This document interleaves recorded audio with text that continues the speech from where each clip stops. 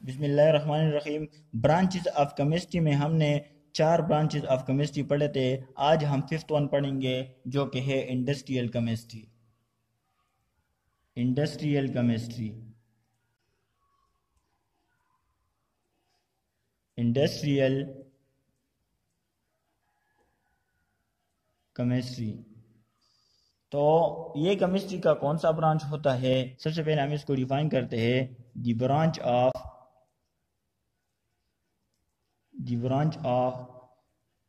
Chemistry which deal with the study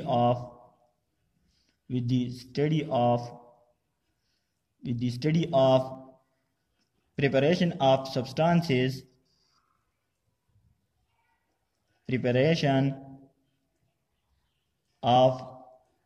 substances on commercial scale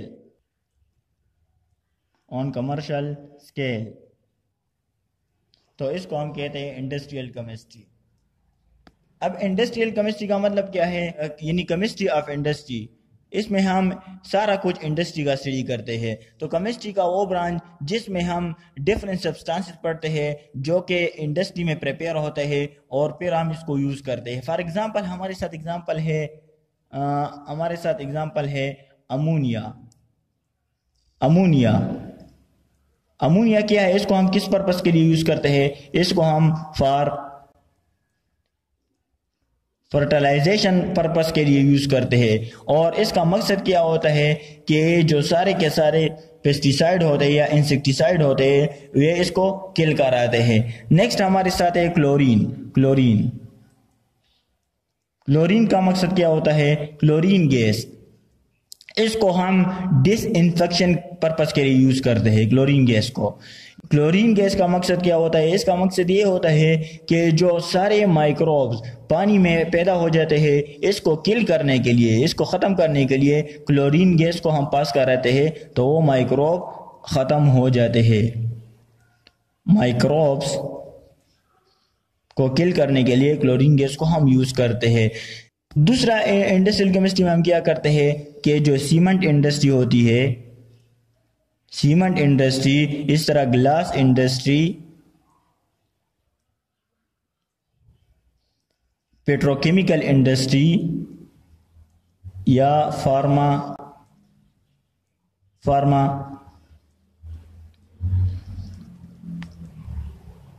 pharmaceutical industry, ये सारा कुछ हम इंडस्ट्रियल केमिस्ट्री में पढ़ते हैं। नेक्स्ट ब्रांच हमारे साथ है एनवायरमेंटल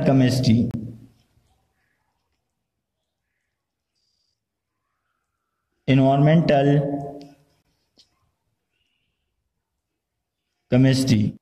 सो ये केमिस्ट्री का कौन सा ब्रांच है जिसमें हम रिलेशनशिप पढ़ते हैं between biotic and abiotic component and effect of human activity on environment. इसमें हम कौन कौन सी चीजें पढ़ते हैं कि branch of chemistry in which we study about relationship between biotic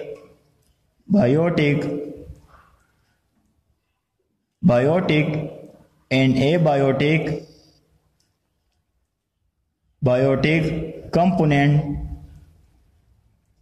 component or effect of human activity on environment। So इस ब्रांच ऑफ केमिस्ट्री में हम बायोटिक और एबायोटिक कंपोनेंट के बारे में पढ़ते हैं और ह्यूमन एक्टिविटी का एनवायरनमेंट पर क्या इफेक्ट होता है। बायोटिक कंपोनेंट कौन से होते हैं? तो हमारे साथ बायोटिक कंपोनेंट में आ जाते हैं जो लिविंग कंपोनेंट होते हैं, एनिमल आ जाते हैं, एनिमल, प्लांट और ह्यूमन इसमें आ जाते हैं। एबायोटिक कंपोनेंट में हमारे साथ क्या आ जाते हैं? एबायोटिक कंपोनेंट टेम्परेचर, प्रेशर और वाटर एटसेट्रा। ये हमारे पास एबायोटिक कंपोनेंट में आ जाते हैं। अच्छा, जो बायोटिक कंपोनेंट होते हैं वो डिपेंडेबल होते हैं एबायोटिक कंपोनेंट पर। कैसे कैसे डिपेंडेबल होते हैं? जो इंसान है या जो एनिमल है वो वाटर पर डायरेक्टली डिपेंड करते हैं, वो टेम्परेचर पर डायरेक्टली डिपेंड करते हैं। अगर वाटर ना हो तो मुश्किल है कि इंसान जिंदा रह जाए। इसी तरह अगर वाटर ना हो, अगर पानी ना हो तो मुश्किल है कि एनिमल और प्लांट जिंदा रह जाए। तो एबायोटिक कंपोनेंट या बायोटिक कंपोनेंट डायरेक्टली डिपेंडेबल है एबायोटिक कंपोनेंट पर। अब दूसरा पॉइंट क्या है? Effect of human activity on environment. इंसान अपने फायदे के लिए जो डिफरेंट इंडस्ट्री लगाते हैं, लाइक सीमेंट इंडस्ट्री जो हम लगाते हैं, या जो हम मार्बल फैक्ट्री हम लगाते हैं। इससे क्या होता है? इससे जो कंटिमिनेटेड वाटर होते हैं वो रिवर में जाते हैं, वो कैनाल में जाते हैं, वो डिफरेंट नहरों में जाते हैं। तो इससे क्या होता है? जो एक्वेटिक लाइफ होती है, एक्वेटिक लाइफ में कौन कौन सी चीजें आ जाती है? जो प्लांट होते हैं पानी के अंदर या जो फिश होते हैं पानी के अंदर, तो उसकी जो लाइफ होती है वो डिस्टर्ब हो जाती है। तो इसका बहुत बड़ा ये इफेक्ट है ह्यूमन एक्टिविटी का ऑन एनवायरनमेंट पर। तो इसके लिए हमें अच्छे इकदाम करने चाहिए ताकि हम सबसे पहले वाटर को फिल्टर करें, फिर इसको दरियाओं में छोड़ दें, या हम कोई और जो प्रिकॉशन हो उसको यूज कर ले। इस तरह जो मार्बल फैक्ट्री होती है इससे एयर पोल्यूशन भी काज हो जाती है, और क्लोरोफ्लोरोकार्बन जो एटमॉस्फेयर में जाता है तो वो ओजोन लेयर को डिप्लीट करता है, जिसकी वजह से जो कॉस्मिक यूवी रेडिएशन होती है वो आसानी के साथ अर्थ तक पहुंचती है और इंसानों में डिफरेंट किस्म के डिजीज काज कर जाती है, जैसे कि स्किन बर्न डिजीज वगैरह वगैरह। और इन्वायरमेंटल केमिस्ट्री में हम यही चीजें पढ़ते हैं कि बायोटिक और एबायोटिक कंपोनेंट क्या होते हैं और effect of human activity on environment ये किस तरह होता है। तो इसको हम इन्वायरमेंटल केमिस्ट्री में स्टडी करते हैं। नेक्स्ट हमारे साथ है analytical chemistry.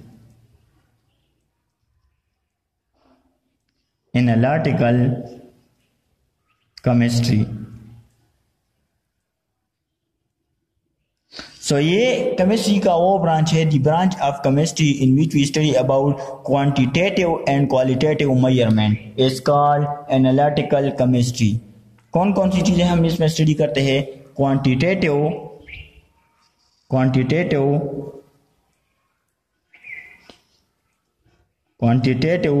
And qualitative.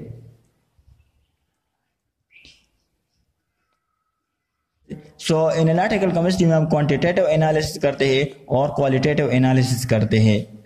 Quantitative analysis का मतलब क्या है? अगर हमारे पास फॉर एग्जांपल H2O का सैंपल आ जाता है तो इसमें हम चेक करते हैं कि इसमें इसके कंपोनेंट क्या है और वो कितने मिकदार में मौजूद है। तो इसमें हाइड्रोजन होता है और ऑक्सीजन होता है, इसकी आइडेंटिफिकेशन हम करते हैं। इसके बाद जब हम ये कर लेते हैं, क्वांटिटेटिव मेजरमेंट कर लेते हैं, तो इसके बाद हम क्वालिटी पर चेक करते हैं कि इसकी क्वालिटी क्या है। तो इसको हम ये जो सारा प्रोसेस होता है, ये जो हमारे पास सैंपल आ जाता है, इसकी हम क्वालिटेटिव और क्वांटिटेटिव मेजरमेंट करते हैं। और इस प्रोसेस को हम किस चीज़ में स्टडी करते हैं? Analytical chemistry. एनालिटिकल जो लफ्ज़ है वो निकला है एनालिसिस से, तो इसमें हम इन चीज़ों की एनालिसिस करते हैं। अगर एग्जाम्पल हमारे साथ आ जाता है तो इसकी हम क्वांटिटी और क्वालिटी चेक करते हैं, तो इसको हम एनालिटिकल केमिस्ट्री में स्टडी करते हैं। नेक्स्ट हमारे पास है 8 number nuclear chemistry.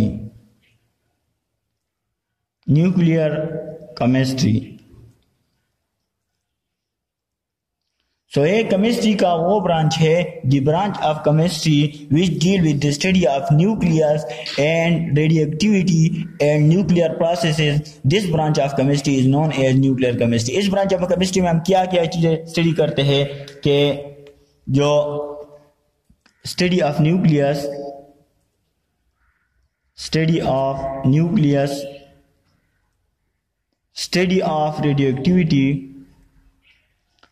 Of radioactivity, और स्टडी ऑफ न्यूक्लियर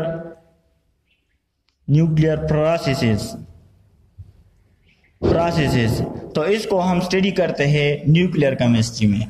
न्यूक्लियस की स्टडी हम न्यूक्लियर केमिस्ट्री में करते हैं और रेडियोएक्टिविटी की स्टडी हम न्यूक्लियर केमिस्ट्री में स्टडी करते हैं और इसके साथ साथ न्यूक्लियर प्रोसेसेस को हम स्टडी करते हैं। न्यूक्लियस को आप लोग जानते हैं, इसके बारे में आप लोगों को बहुत सारा इल्म है न्यूक्लियस के बारे में, लेकिन जो वर्ड है रेडियो एक्टिविटी, इसका मतलब क्या है? इसका मतलब ये है कि हमारे साथ बहुत सारे जो एटम होते हैं वो हाईली अनस्टेबल होते हैं, बहुत सारे जो एलिमेंट होते हैं वो हाईली अनस्टेबल होते हैं। तो हाईली अनस्टेबल एलिमेंट जो होते हैं वो क्या करते हैं? रेडियो एक्टिविटी हम यहाँ पर समझते हैं कि ये क्या होती है। तो रेडियो एक्टिविटी, इस रेडियो एक्टिविटी को हम क्यों पढ़ते हैं? क्योंकि न्यूक्लियर केमिस्ट्री में इसकी स्टडी होती है, तो इसी वजह से हम इसको थोड़ा एक्सप्लेन करते हैं। रेडियो एक्टिविटी का मतलब क्या है कि हमारे साथ बहुत सारे एटम एलिमेंट होते हैं जो कि हाईली अनस्टेबल होते हैं। तो अपने आप को स्टेबल करने के लिए ये रेडिएशन को एमिट करती होती है कंटिन्यूसली, एमिट रेडिएशन। अब और इसका एग्जांपल हमारे साथ है यूरेनियम जो कि हाईली अनस्टेबल है। अपने आप को स्टेबल करने के लिए ये कंटिन्यूसली अपने आप को स्टेबल करने के लिए यूरेनियम कंटिन्यूसली रेडिएशन को एमिट करता होता है। तो अब इसका बेनिफिशियल एस्पेक्ट क्या है? ये जो रेडिएशन एमिट होती रहती है, इसका बेनिफिशियल एस्पेक्ट तो बहुत सारे हैं, लेकिन इस प्रोसेस को, ये जो रेडिएशन एमिट होती रहती है कंटिन्यूसली, इस प्रोसेस को हम प्रोसेस ऑफ रेडियो एक्टिविटी कहते हैं। लेकिन इसका बेनिफिशियल एस्पेक्ट क्या है? इसका बेनिफिशियल एस्पेक्ट ये है कि इसको हम डिफरेंट थेरेपी के लिए, मेडिकल ट्रीटमेंट के लिए यूज करते हैं। फॉर एग्जांपल रेडियोथेरेपी है हमारे साथ, रेडियोथेरेपी ये सारा कुछ हम न्यूक्लियर केमिस्ट्री में स्टडी करते हैं। रेडियोथेरेपी तो इसको हम स्टडी करते हैं इसमें मेडिकल ट्रीटमेंट के लिए। इस तरह अगर हमारे साथ कैंसर हो जाता है किसी, तो वहां पर क्या होता है?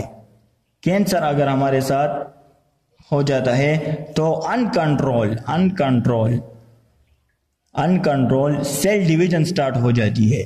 सेल डिवीजन, जब अनकंट्रोल सेल डिवीजन स्टार्ट हो जाती है तो क्या होता है? इसको कंट्रोल करने के लिए हम रेडियोथेरेपी को वहां से रेस पास कराते हैं। जब वहां से हम रेस पास कराते हैं तो वो अनकंट्रोल सेल डिवीजन स्टॉप हो जाती है और कैंसर का हमारे साथ इस तरीके से मुकम्मल इलाज हो जाता है। तो इसी को हम न्यूक्लियर केमिस्ट्री में स्टडी करते हैं कि the branch of chemistry in which we study about nucleus, radioactivity and nuclear processes is known as nuclear chemistry. This is all about branches of chemistry. Okay, thanks.